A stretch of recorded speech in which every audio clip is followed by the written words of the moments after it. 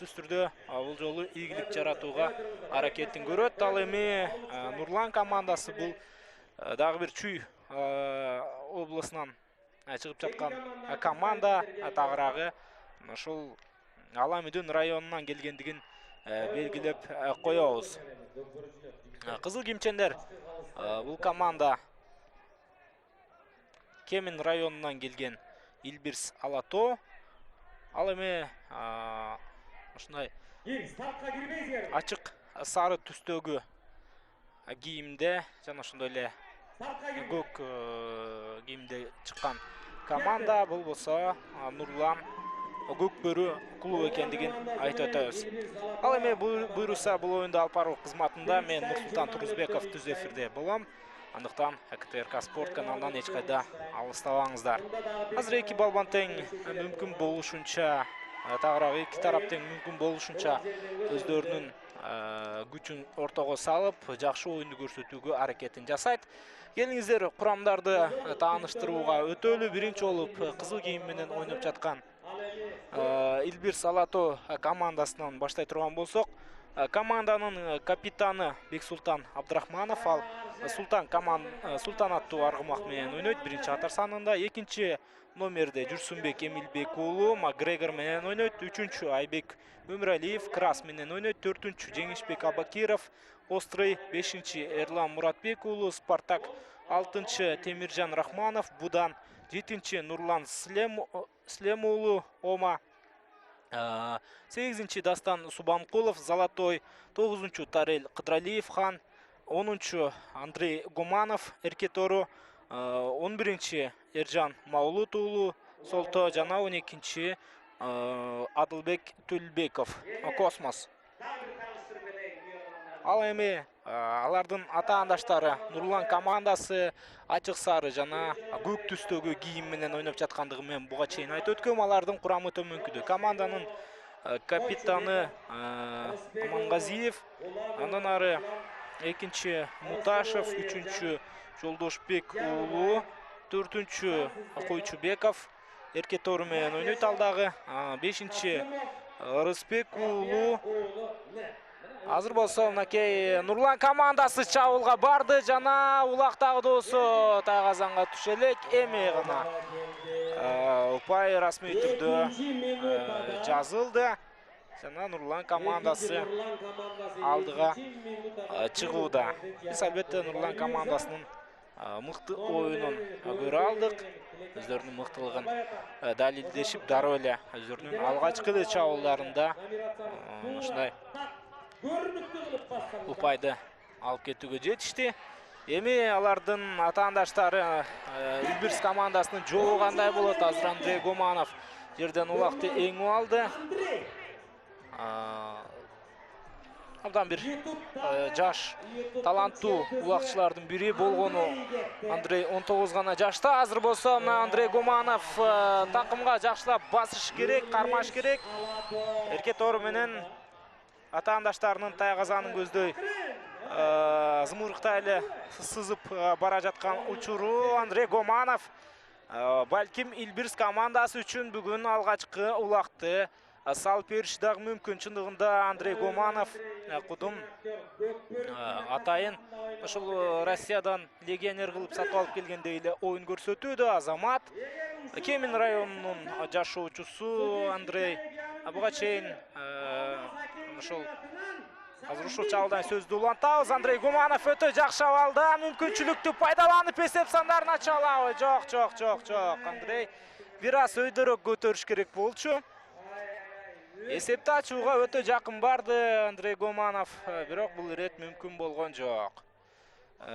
Мен сөз баштагам. Азаттык үн алгысы бул спортчу жөнүндө атайын ошондой репортаж жасап чыгарган YouTube'га Андрей Гуманов жөнүндө аябай көп көрүүчүлөрдү алган.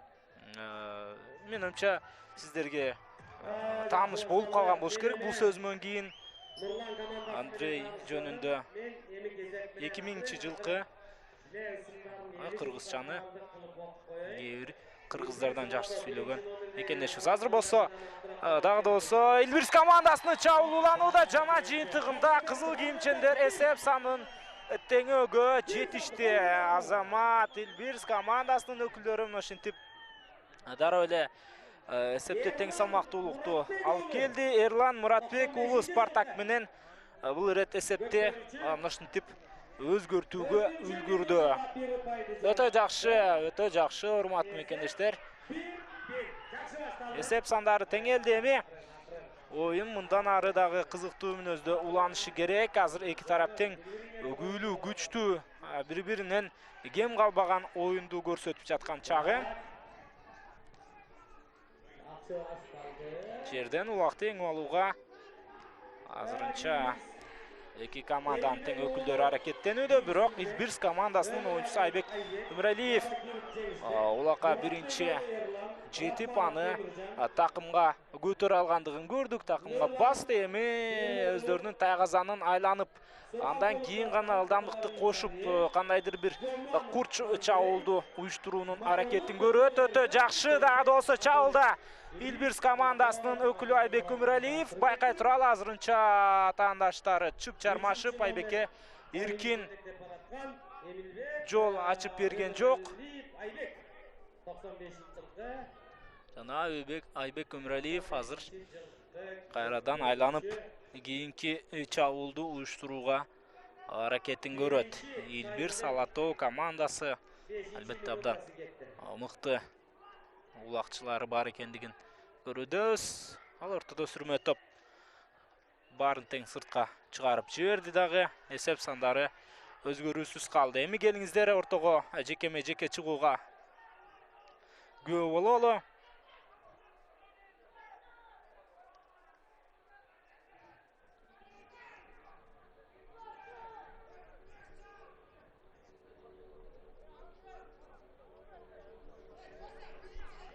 Жекеме жеке качан улак ортого ташталгандан кийин башталат. Эки команданын өкүлдөрү азыр ортого бирдей абалда чыгышы керек. Бирөө ортодон, бирөө четтен баштаган туура эмес нерсе. Азыр болсо калыс эме белгисин берди. Ортодо Илбирс командасынан Нурлан Слем уулу. Ал эми жерден улакты эң алган. Бул канчанчы номерде? Канчанчы номерде экенин алыстан жакшы көрүнөр эмес. Себеби байкасаңыздар, балким сиздерге камеранын объектиси жакынатып көрсөтүп жаткан болушу мүмкүн.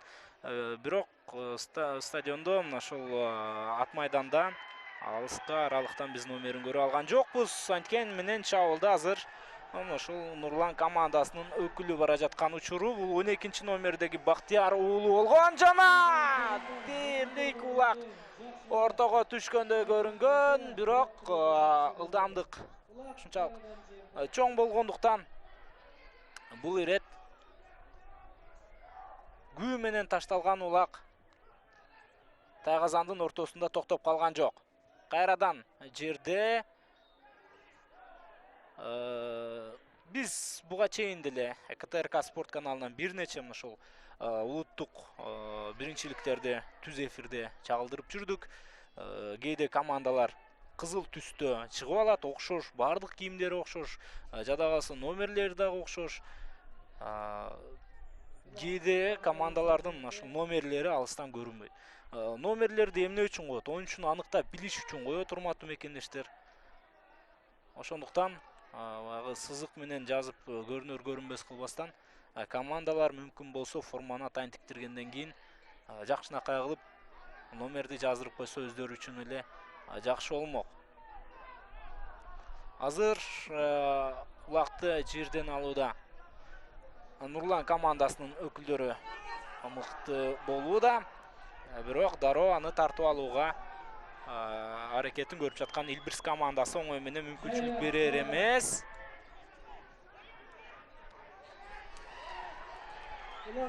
Жакшы, Илбирс командасынын оюнчусу чабуулду уланып жаткан чагы. Кайрадан эле мен жаңылбасам Айбек жок, бул Айбек Өмүралиев эмес, бул Жүрсүнбек Эмилбек уулу. Атаандаштарынын тайгазанынын алдына келди, өнөктөшү жардам берет жана экөөлөп, үчөөлөп азыр улакты таштаганга өтө жакын барышты, бирок бул рет коргоочулар өз ишин жакшы аткара алган экен. Улак так ортодо. Кимде калат? Ким тартып алат бул серкен? Азыр байкай туралы.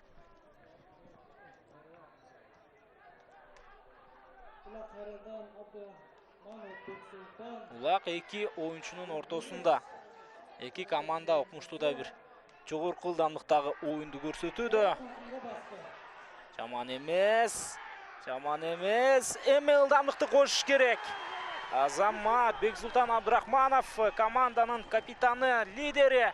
Мына ушундай өтө жакшы абалды пайда кылды жана эч кандай кыйынчылыксыз эсеп сандарын өз жаатына өзгөртүп салган чагы. Жана алдыга чыгууда азыр. Эсеп 2-1. Илбирс Алато командасы алдыга чыкты. Команда капитаны деген ушундай болуш керек. Бексултан Абдрахманов Султан аттуу аргымагы менен ойноп жаткандыгын сиздерге маалымат катары айтып өтөлү. Протокол боюнча негизинен биз дүйнөлүк деңгээлге чыгабыз деп атабыз. Бул спорттун түрү, ошондуктан да КТРК спорт телеканалы түз эфирде көрсөтүүгө аракеттенүүдө. Шу Көкбөрү федерациясынын өкүлдөрүнө, пресс кызматына, федерациянын жалпы эле жамаатына кайрылып өтөт элек. Мүмкүн болсо протоколдорду өз учурунда жана сапаттуу жеткирип берсе абдан жакшы болмок. Эч кайсы спорт, дүйнөлүк деңгээлдеги спорт протоколсуз болбойт. Дүйнөлүк деңгээлдеги эле эмес, жалпы эле спорттун түрү. Азыр мисалы Илбирс Алато командасы бизге жакшынакай протоколун ушул сайт аркылуу жөнөттү, бирок ушул Нурлан командасынын протоколу кол жазма менен жазылган. Бул биринчиси, экинчиден аттары жазылбаптыр. Тилекке каршы биз Илбирс командасынын оюнчуларын жатка билбейбиз. Андыктан тилекке каршы кимде ким азыр ушул Илбирс командасынын оюнчуларын таанып, алардын аттарын эмнеге атабай жаткандыгын сурай турган болсо, ушундай жооп мүмкүн болсо кийинки оюнга, кийинки этапка чыга турган болсо, Нурлан командасы кечиресиздер. Нурлан командасы кийинки баскычка чыга турган болсо, жаңы протокол жөнөтүп койсо жакшы болмок. Азыр улак дагы да болсо жерде. Улакты биринчи болуп алууга ким жетишет? Дагы да болсо бизге дана белгисиз. Азыр акырындап Нурлан командасынын оюнчусу Жолдошбек уулу чагылган менен эңип алган экен. Эми оң такым менен оң такымга бекем басуу менен азыр Жолдошбек уулу абдан жакшы чабылдуулантууда жана чагылган менен чагылгандай эле чартылдап дагы бир улак Тайгазандын бортунан кайтты. Борт десек дагы жарашат. Эми Тайгазандын кыры, кыргызчалап айтканда, бул рет кайрадан Нурлан командасынын оюнчуларына тоскоолдук жаратты.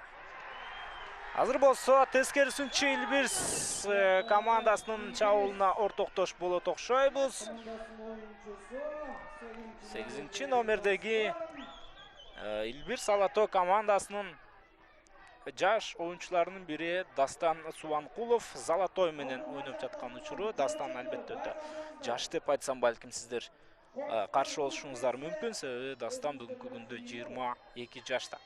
Азыр улак жерге ташталат, тагыраагы ортодогу жекеме-жеке чийинене ортолукка ташталат. Андан кийин беттеш кызуу ууланганын көрөбүз. Буюрса эртең кезектеги 8 команда бири-бирине каршы келип жалпы 4 оюн болот.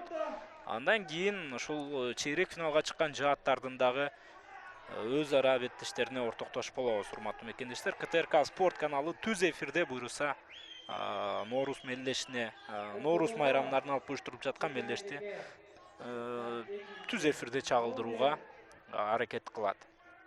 Чалдырат деп да айтсам болот, себеби план боюнча ушундай. Азыр жекеме-жеке уланып жаткан учуру. Нурлан командасынан ортодо 2 номердеги Муташев Спартак менен чыккан. Ал эми ага каршы Нурлан Слем уулу Ома менен ойноп жаткан учуру. Нурлан Слем уулу тажрыйбалуу акчылардын бири, өзүнүн өнөктөштөрүнө салыштырмалуу, себеби Нурлан Слем уулу улуулардын бири командасындагы. Эң улуусу бул Бексултан Абдрахманов, команда капитаны, андан кийин Жеңишбек Абакиров, андан кийин да ушул Нурлан Слем уулу 28 жаштагы оюнчу. Ой, абайлаш керек. Албетте, аттын үстүнөн кулап жүргөн оюнчулар. Ат чапкан адам сөзсүз кулайт. Буну баары билет. Ат үстүндө жүргөн кулбай болуптур. Бирок кулаганды билиш керек. Азыр кайрадан жекеме-жеке эрөөлү улана турматтуу мекендештер. Нурлан командасынан ошол эле Муташев Спартак менен ага каршы Нурлан Слем уулу Ома менен ойноп жаткан чагы. Акырындап Нурлан оң такымга басууга аракеттенүүдө, бирок дароо жармашкан Нурлан командасынын оюнчусу бул ирет оңой менен мүмкүнчүлүк бербечүдөй. Ай, ал ортодо Азамат. Мынакей Дастан Субанкулов улакка жетишти. Жана Дастан Субанкулов эсеп сандарын дагы өзгөртүп салды. 3-1 эсеп, 3-1.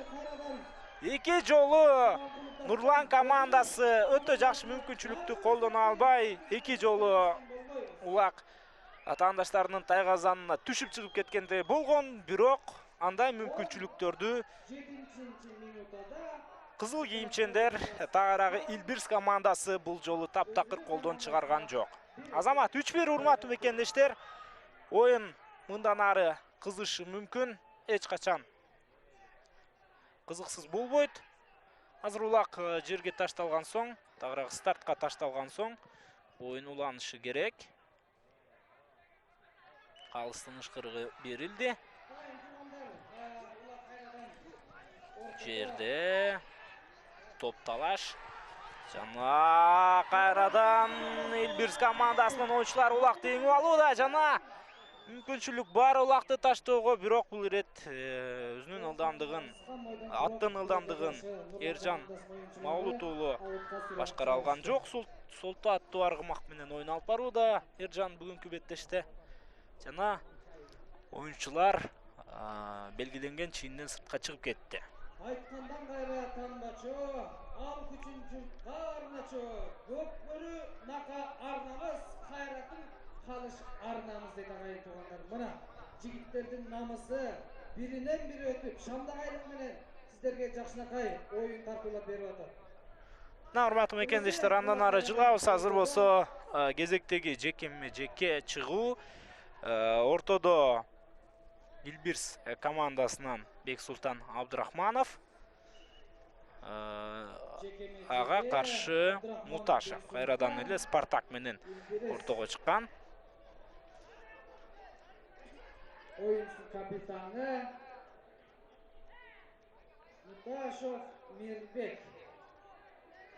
Муташев Мирбек. Муташев Мирбек экендигин айтып өтөлү. Толук аты жөнүн эми гана билдик. Азыр болсо улак дагы да болсо Бексултан Абдрахмановда. Бексултан Абдрахманов ылдам чабуулду улантып барууда, бирок бул башка өзүнүн тайгазанына кетүүдө, андыктан ал тайгазанга таштабайт. Кийинки таймда таштайт. эгерде мүмкүнчүлүк болсо. Азыр болсо Бексултан Абдрахманов акырындап атаандаштарынан намдай тазаланып, эми чабуулду улантыш керек. Өтө жакшы. Эки атаандашын артка калтырууга өнөктөш өз учурунда жардам берген, бирок Бексултан Абдрахмановдун ою башкача окшойт. Ою башкача окшойт, балким өнөктөшүнө өткөрүп берүүнү каалайбы.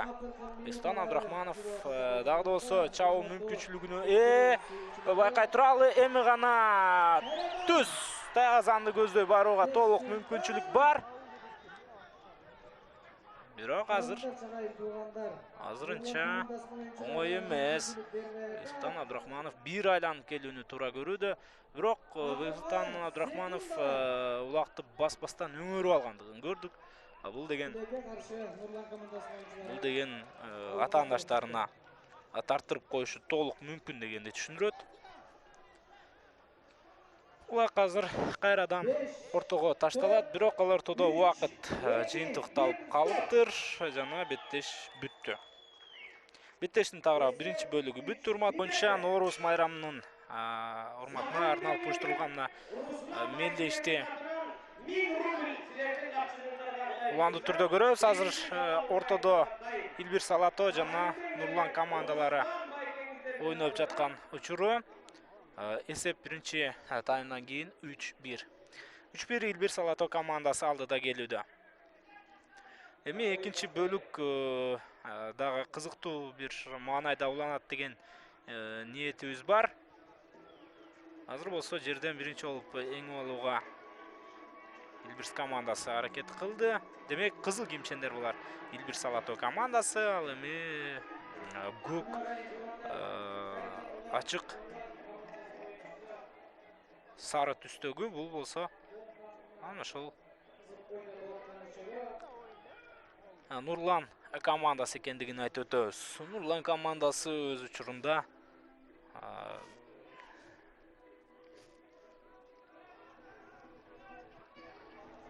Ала Мүдүн районунун намысын коргоп жаткандыгын дагы белгилеп коюу керек. Жакшы, азыр дагы болсо Нурлан командасынын оюнчуларында Улак Бактияр уулу ойнотуп аткан 12 номер Бактияр уулу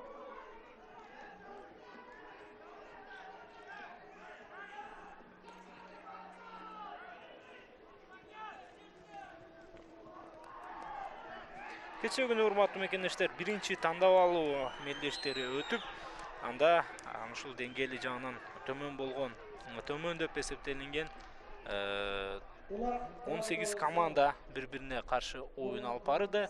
9 команда чейрек финалга тандалып алынган. Ал эми калган 7 команда мурда эле тандалып, дал ушул бөлүктөн беттешти улантуу мүмкүнчүлүгүн алгандыгын белгилеп коюшубуз керек. Азыр жакшы мүмкүнчүлүк бар кызыл кийимчендерде. Кечээ күнү оюн өткөргөн бул эки команда тең кечээ күнү оюн өткөргөн. Илбирс Алато ат башыны жеңсе, тагыраагы Нурлан командасы. Жок, Нурлан командасы кечээ ойногон эмес. Демек бир гана ушул Илбирс Алато ат башыны жеңип, ушул бөлүккө чыга алган. Ошондой эле Казарман буга чейин оюн алып барган жааттардагы кечээ күнү таптакыр ойнобогондугун белгилеп өтөбүз. Азыр Улак сүрмө топ менен сыртка чыгып кетти. Кайрадан демек биз азыр жекеге ортоктош болобуз.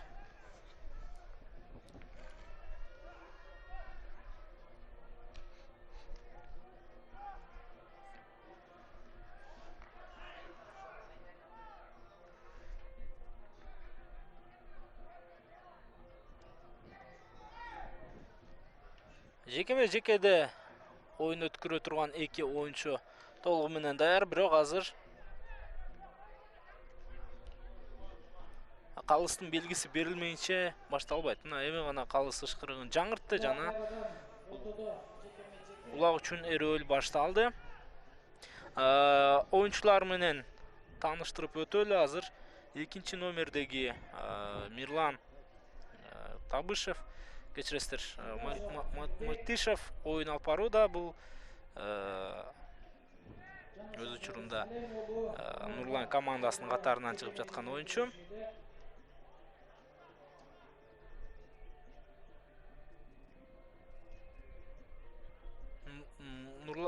Муташев, урматтуу мекендештер. Сөзүмдү такта өтөйүн. Ал эми ага каршы Илбирс Алатоо командасынан бул жолу Нурлан Слем уулу деп келген экен. Салем уулу, Слем уулу. Азыр жерден улакты толугу менен эңип, сол такымга басты. Жакшы абал бар Нурланда.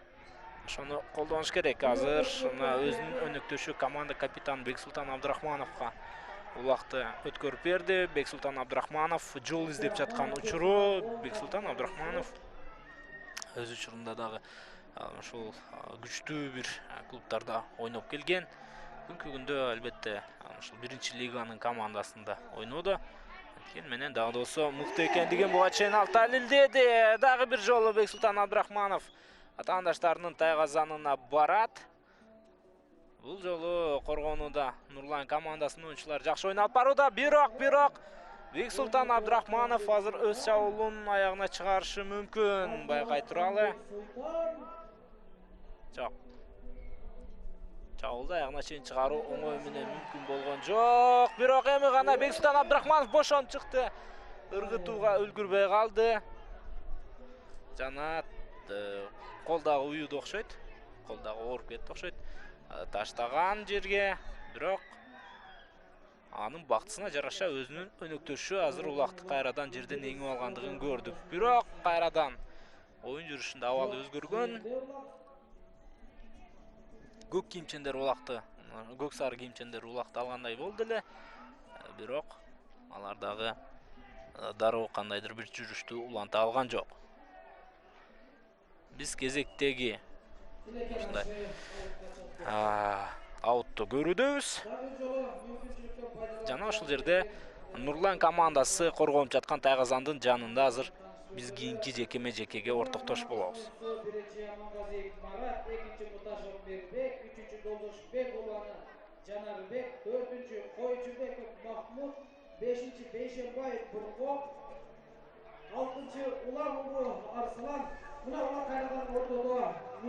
Улакты азыр Нурлан командасынын оюнчусу жекеме-жекеден эңип алды. Эми чабуулду уюштуруш керек. Өзүнүн командалаштары өз учурунда жардамга келди. Жана байкай туралы Мирлан Тукташев бул ирет атаандаштарынын Тайгазанын көздөй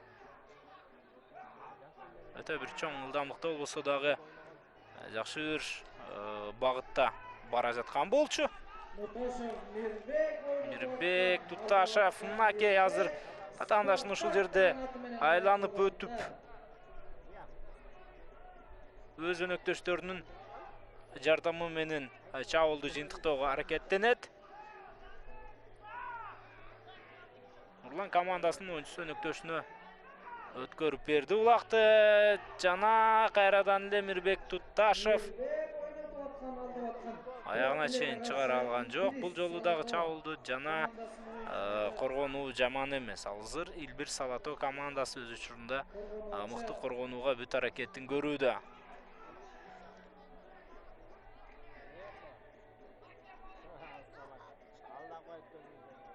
Чоң күрөш орун алууда. Улак азыр кимде экендигин так айтуу кыйын. Себеби бир эмес бир нече адамдын колу улакка тийүүдө. Бирок байкасаңыздар, кызыл кийимчендер акырындап улакты өздөрүнө тартып алгандай. Жакшы, Илбирс Алатоо командасынын оюнчулары улакты толугу менен тартып алды жана чабуулду улантып бара жаткан чагы. Анткени менен өз учурунда дароо Нурлан командасынын өкүлдөрү улакка жетип келди. Сүрмө топ менин оюмча бул жерде азыр башкы максаты алар улакты аутка чыгаруу. Бирок анткени менен андай окуя орун алган жок. Улак уландуу түрдө Илбирс командасынын карамагында болчу. Эми гана улак сыртка чыгып кетти жана азыр биз ортодо кайрадан бирге бир же болбосо жекеме-жеке чыгууга ортоктош болобуз.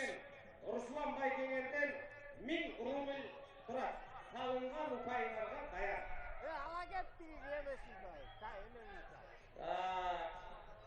Екінші таймның 9-шы минутасы Құдай бұйырса. Ертең ойын менен сіздерді дағы бір жолы таныстырып қояйын. Ертең не olan ойын болды екен деп көп тұрғылар туылып кетпесін. Ертең саат 10-да ат майданда ағары күнден атқаны 10:00-де Қарабалда қабылам. Андан кейінгісі Келечек Ақсу, 3-ші ойын Намыс Кран, 4-ші ойын Қарабула Ақтала. Мына ертең Құдай бұйырса 4 ойынымыз бар. Урматтуу мекендештер, кайрадан Илбирс Алатоо командасынын оюнчусу улакты жерден алгандай көрүнгөн, бирок кайрадан жерге түшүп калды улак. Эми топтун ортосунан ким алып чыгат, ошол биз үчүн кызыктуу суроо.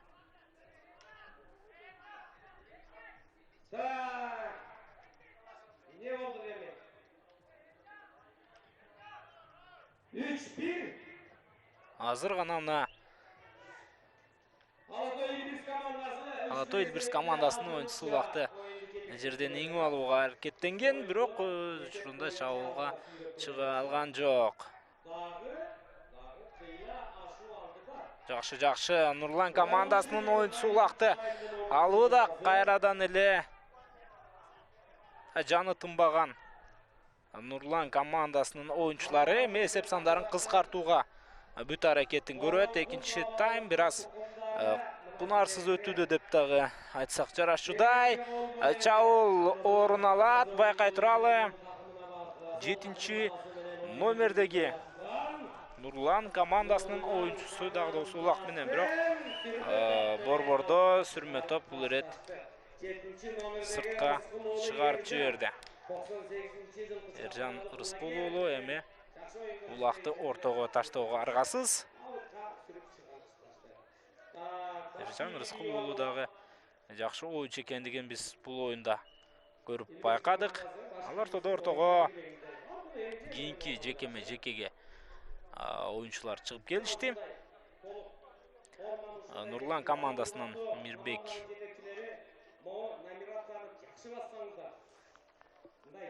Тукашев жанага каршы кызыл кийимчендерден же болбосо Көкбөрү тарагы Илбирс Алатоо Көкбөрү командасынан, бул болсо Нурлан Ислем уулу. Бирок мынакей ортодо жекеме-жекеден алынган улак дароо эле аутка чыгып кетти.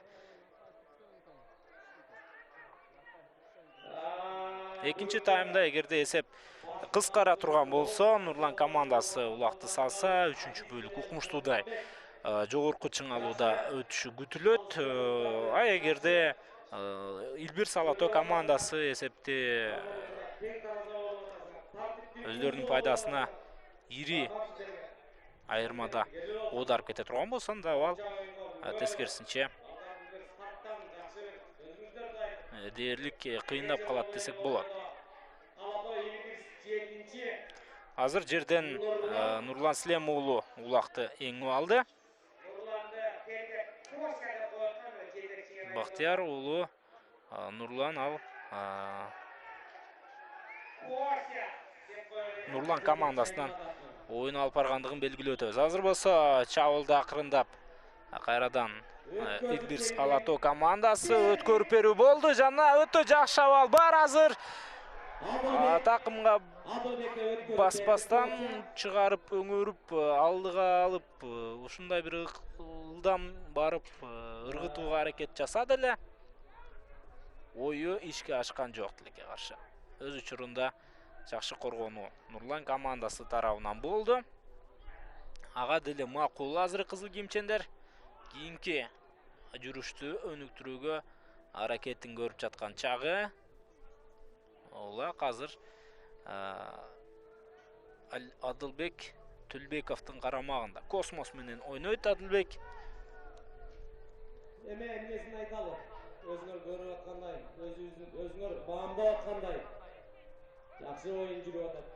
Жакшы. Жакшы оюн. Дагы да болсо Илбирс Алато командасы Биздин улак менен кырсыгы жок.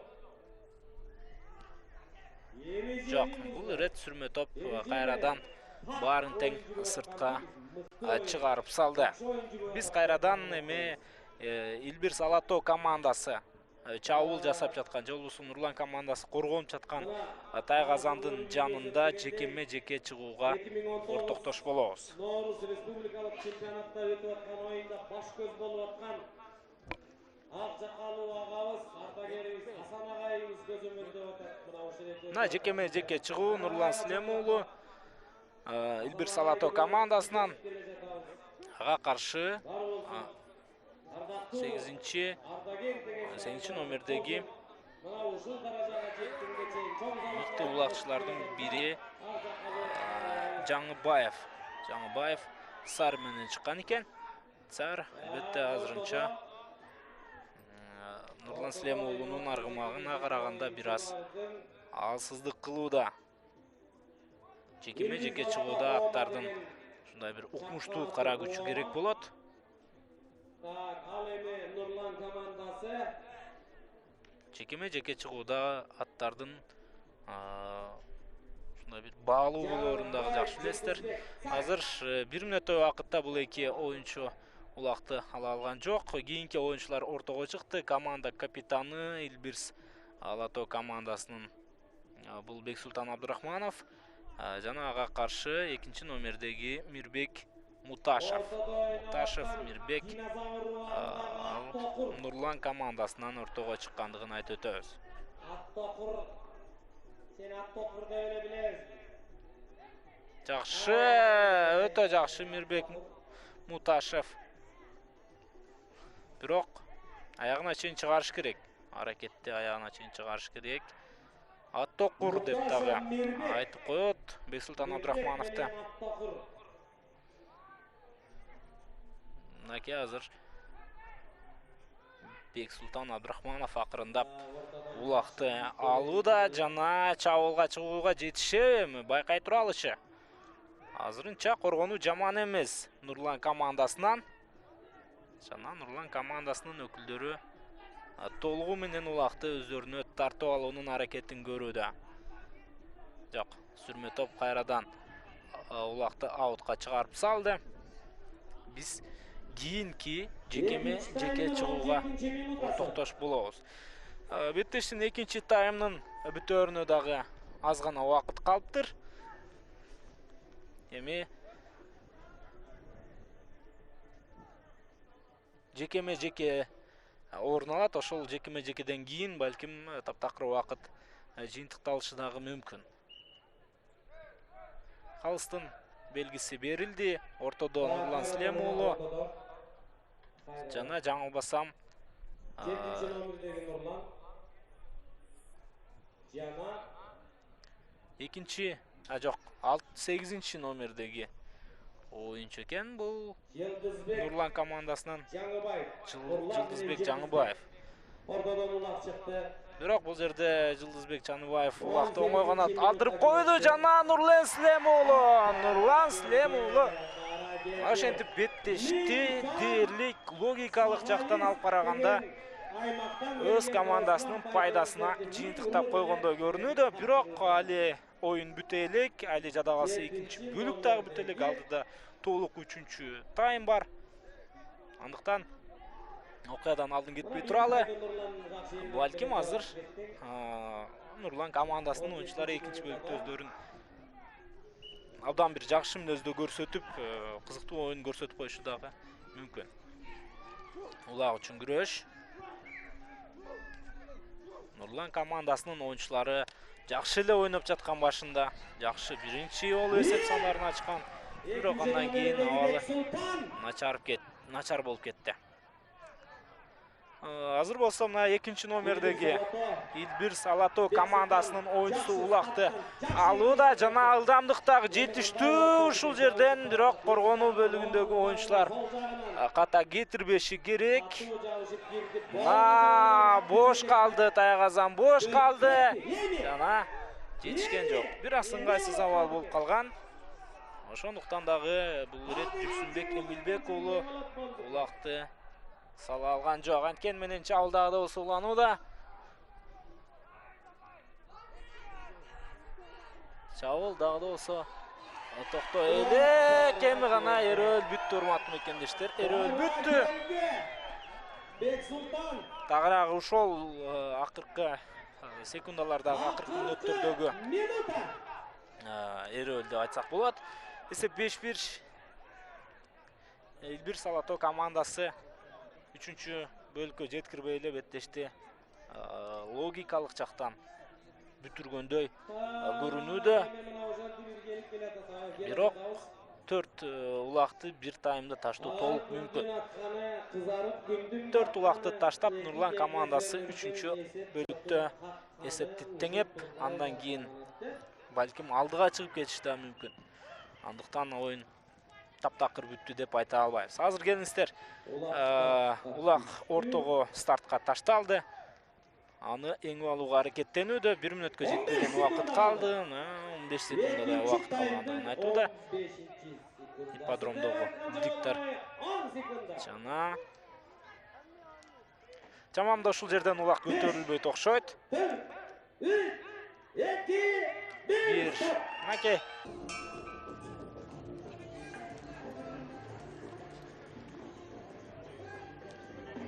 Нурлан жана Илбирс Алато командалардын ортосундагы оюн уланат. 3-чү тайм, урматтуу мекендештер. Эсеп сандары 5-1. Азырынча кызыл кийим менен ойноп жаткан Илбирс Алато Кемин районунан келген команда алдыда келе жаткан чагы. Нурлан командасы деле алардын ушул жакшы атаандаштарынын бири, теңгелерлик атаандаштарынын бири деп айтсак болот. Анткени менен бүгүн жолдун болушу бир аз кеминдиктерде болууда. Нурлан командасы Аламүдүн районунан чыгып жаткандыгын белгилөтөбүз. Эки команда тең, демек Чүй облусунун жааттары. Кайсы бир деңгээлде футбол тили менен айта турган болсок, дерби болууда. Чүй облусунун дербиси орун алууда. Азыр улакты жерден эңип алган бул 2-номердеги оюнчу болгон. Илбирс Алато командасынан ким жоготсо дагы судейскийге келсеңиздер, комментаторскийде темир жоргонун ключу бизде табылды. Келип, сүйүнчүсүн берип алып кете бериңиздер. Так, ошону менен бирге. Мына ортодо азыр улак жана жеке чыгуу эрөөлү катталууда. Мирбек Муташев ал Нурлан командасынан чыккан болсо, Нурлан Слем уулу ал болсо атаандаш командадан чыгып ойноп жаткан чагы. Азыр байкасаңыздар, Илбирс Алато командасы көп шашпастан оюн өткөрүүдө. Бул белгилүү нерсе, себеби алар алдыда болгондо да ишенимдүү түрдө алдыда. Ошого байланыштуу ушундай жай мүнөздөгү оюну менен деле жеңишке жете алабыз деген ойдо, ушундай акырын бир тактиканын негизинде ойноп жаткандыгын көрүп байкоодобуз. Жок. Нурлан Слем уулу бул ирет атаандашы Мирбек Муташевди таптакыр жакындатып да койгон жок ортодогу улакка. Андан кийин Бексултан Абдурахманов Илбирс Абдурахманов командасынан. Ал эми анын атаандашы Жылдызбек Жаныбаев. Бул ирет биринчи болуп эңип алууга жетишкендей көрүнгөн, бирок дароо эле Абдрахманов Бексултан улақты өз қарамағына алды. Жана чабуулду улантууга толук мүмкүнчүлүгү бар азыр Илбир Салато командасынын капитаны, бирок кайрадан жекеме-жеке чыгууга макул. Кайрадан жекеме-жеке чыгууга азыр Илбир Салато командасынын өкүлдөрү макул. 4 улаккалар алдыда атаандаштарынан. Тилекке каршы 3-чү бөлүк өтө кызыктуу мүнөздө өтпөй калышы мүмкүн. Мен кооптонуудамын. Себеби алдыда келе жаткан Илбир Салато командасы азыр башында эле көбүрөөк коргонууга ыктап оюн алып бараарын толугу менен оюн жүрүшүндө көрсөтүүдө. Нурлан командасы эми атаандаштары коргонгондугуна карабастан алардын коргонуусун жарып өтүп чабуулга чыгыш керек. Бирок мынакей Спартак атын жекеме-жекеде эч ким жеңе албайт окшойт. Нурлан Слем уулу кайрадан атаандашын улакка таптакыр жакындатпастан баарын тең көзөмөлдөп турган чагы. Нурлан командасынан азыр жекеме-жекеде Мирбек Муташев оюн алып барууда.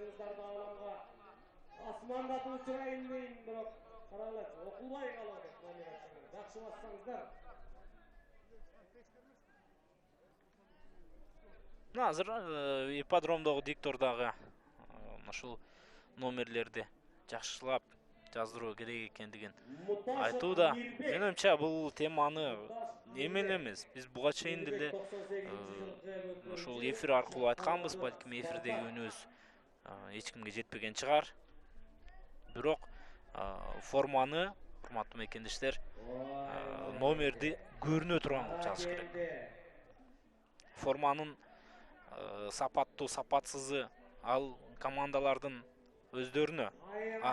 Номердин жакшы жазылганы бул жалпы көрүүчүлөргө, көрөрмандарга, ошол телевиденияга, бизге, комментаторлорго. Азыр болсо жерден улакты эңип алууга Нурлан командасынын оюнчусу аракетин жасады. Жана кайрадан Бексултан Абдрахманов азыр бул жерде сыртка чыкпастан Бексултан Абдрахманов өзүнүн жогорку деңгээлдеги тажрыйбасын дагы да болсо оюн ортосунда көрсөтүүгө аракеттенүүдө. Бексултан Абдрахманов мен жаңылбасам 43 жашка келип калды. Азыр кийинки чабуул Бексултан Абдрахманов Тайгазандын жанында. Бирок улакты ыргытуу бул ирет мүмкүн болгон жок. Жана сыртка чыгып кетти.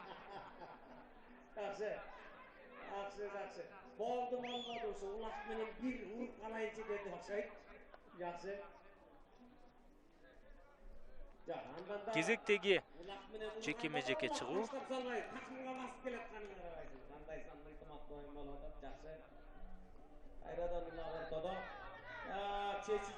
Кийинки ортого чыккан оюнчуларды тааныштыралы. Нурлан командасынан бул ирет дагы бир мыкты оюнчусу, 12-чи номердеги улак чыгып жаткан аты Нурлан экендигин айтып өтөбүз. Ал эми ага каршы дагы бир Нурлан оюн алып барууда.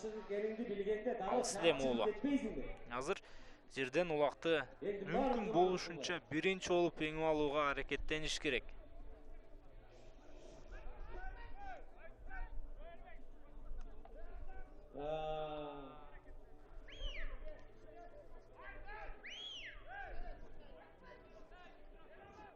Слем уулу Нурлан. Нурлан Слем уулу ортодогу аргымагы менен абалды дагы да болсо көзөмөлдөп турган чагы. Ал эми Нурлан Бактияр уулу Нурлан командасынан азырынча жол таба албай жаткан чагы. Улакты кара. Слем уулунун аргымагы ушунчалык мыкты экендигин биз көрүүдөбүз. Албетте, ушул 2-чи лигадагы мыкты деп айтсак дагы жарашат. Бирок жогорку лигадагы командаларда мыкты делинген аттар көп. Акыркы мезгилдерде жекеме-жеке чыгууда Ахиллес эч кимге мүмкүнчүлүк бербей келет. Анткени менен Ахиллестен башка деле ошол Ахиллес чыкпаган оюндарда өзүнүн мыктылыгын көрсөтүп жүргөн аттардын, аргымактардын саны арбын. Азыр жерден улакты ким биринчи эңип алат? Илбирс Алато командасынын өкүлү Абдрахман Бексултан Абдрахманов азыр аракет кылбайт. Улакты алууга анын башкы максаты, башкы тапшырмасы каршылашын жеткирбеши керек. Жакшы коргонууда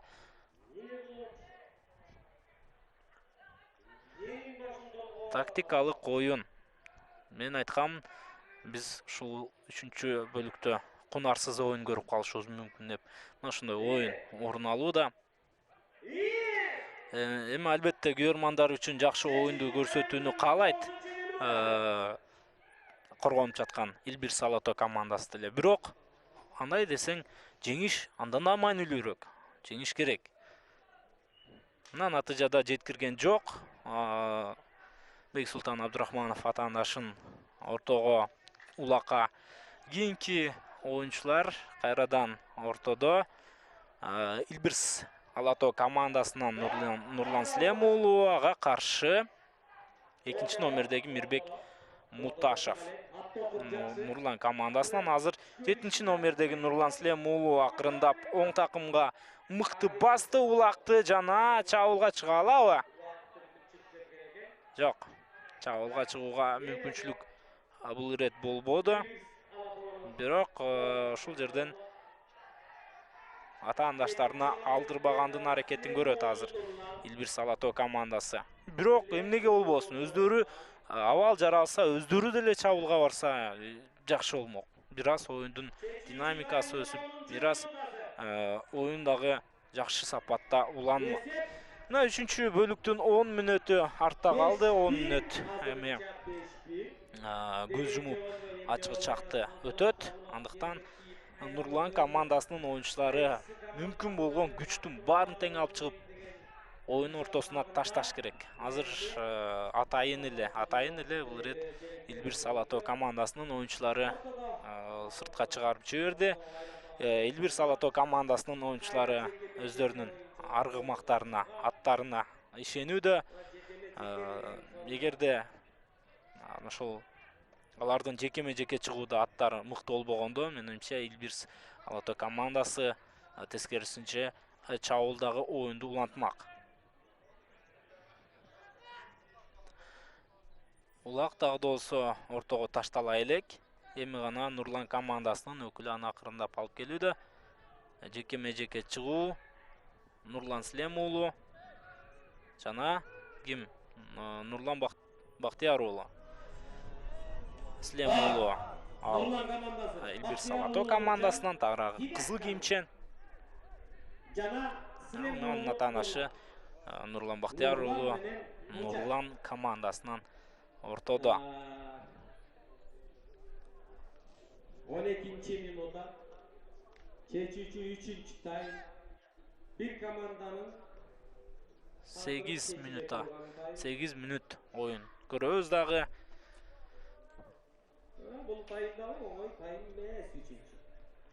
Бирок ошончо дагы 3-чү. Албетте ортодогу оюн ушунчалык бир кунарсыз мүнөздө өтүүдө. Жекеме-жеке, кайрадан аут, кайрадан жекеме-жеке, аут, жекеме-жеке. Эч кандай бир өзгөчө кызыктуу жагдай жок. Орой тилде айтканда уктатаарлык оюн болууда. Бирок бул тактикалык жактан эң туура оюн. Себеби 4 упай алдыда Илбирс Алато командасы. Бирок алар ошол өздөрүнүн атаандаштарынан эч кандай улакка жетүүгө мүмкүнчүлүк ала албай жаткан учуру.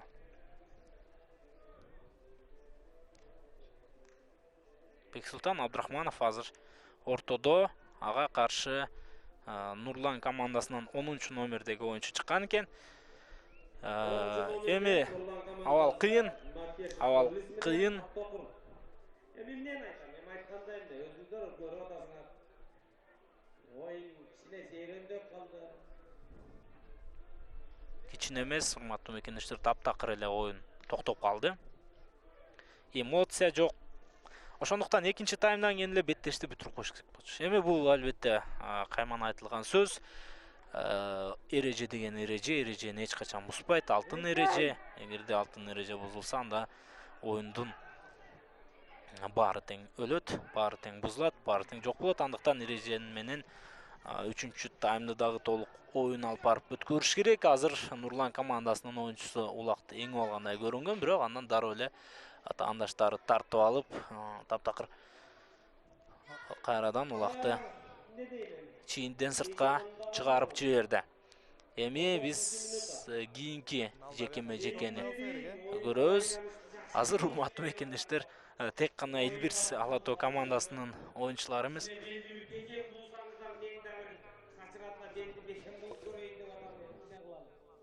Нурлан командасын бир уудуу болуп бир кыргын болуп койсо кандай болот? Азыр Илбирс Ала Тоо командасы эмес, Нурлан командасы дагы эртелеп убакыт бүтсө экен дегендей ойноп калгандай тургалтурууда. Улак ортого ташталды. Жана беттеш андан ары уланат.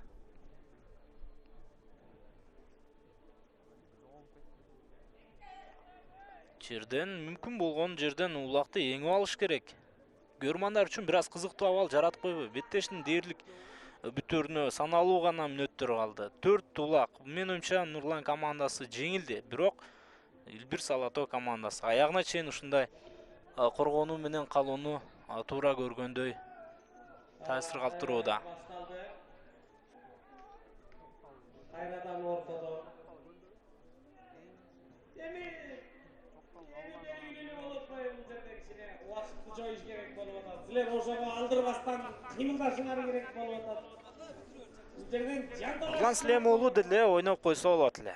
Көрмандар үчүн бир аз кызуу абалды жаратып, кызыктуу бир көрүнүштү жаратып, бирок ал кооптонуу да окшойт дагы деле атаандаштарынан. Мына Нурлан Слем уулу эми гана улакты алды, оң такымга басты. 4 мүнөт убакыт калган экен оюндун бүтөрүнө. Мына эми чабуул болобу же кайрадан Нурлан Слем уулунун башкы максаты улакты сыртка чыгарып жиберүүбү? Нурлан Слем уулу азыр эки вариантты тең караштырган.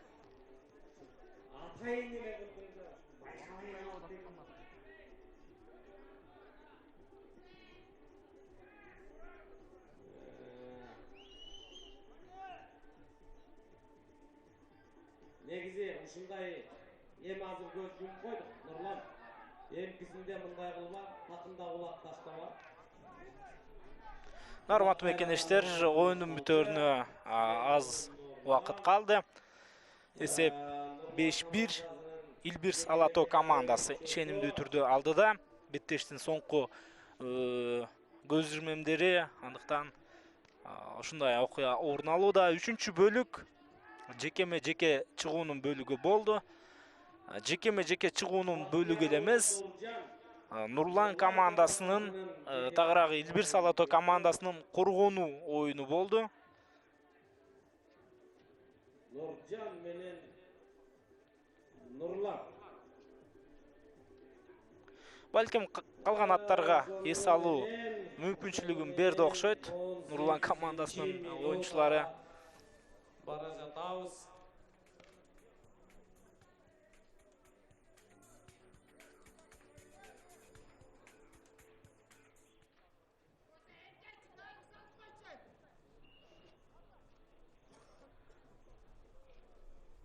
Кийинки оюнчулар ортого чыкты. Азыр Бексултан Абдурахманов ал Илбирс Ала Тоо командасынан, Нурландан болсо Мирбек Муташев.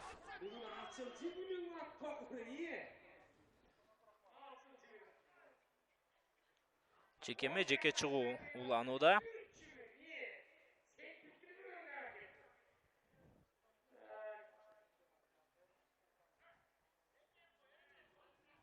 Жакшы, мынакей Бексултан Абдрахманов улақты эң алууга аракеттенген. Нурбек Муташев эмне турат? Тобокелден башка эч нерсе жардам бербейт азыр. Бир улақты салып алуу үчүн антип күтүп деле кереги жок.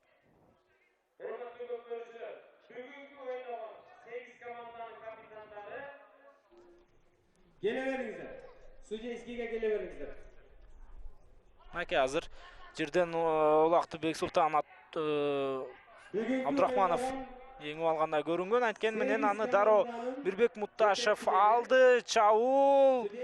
Ой, 3-чү бөлүктө чабуул болот экен. Мынакей урматтуу мекендештер, анда улақты сала алабы, жокпу? Азыр сүрмө топ кайрадан Мирбек Мутташевди улагы менен кошо сыртка чыгарышы керек болчу, бирок азамат. Мирбек Мутташев мынакей соңку мүнөттөрдө бир жолу мүмкүнчүлүк алды. Жана Нурлан командасынын оюнчусу эсеп сандарын кыскартты. Азамат Мирбек Мутташев ушундай эле улактарды салууга Илбирс Алато командасынын деле мүмкүнчүлүгү чоң болчу. Бирок алар тактикалык жүрүш кылды жана көбүрөөк коргонууга барды. Мен буга чейин айткандай, ал нерсеге мен эч кандай каршы эмесмин. Бирок бул оюндун ыргагы өтө төмөндөп кетери гана Официалдуу түрдөгү оюнубуздун биринчи көрөрмандар үчүн бир аз жагымсыз болуп калгандай. Азыр улак ортодо. Улакты алууга бардык оюнчулар аракеттенүүдө. Нурлан командасынын оюнчулары. Ал эми атаандаштары тек гана салдырып улакты алдырбаганга аракеттенүүдө. Жана урматтуу мекендештер,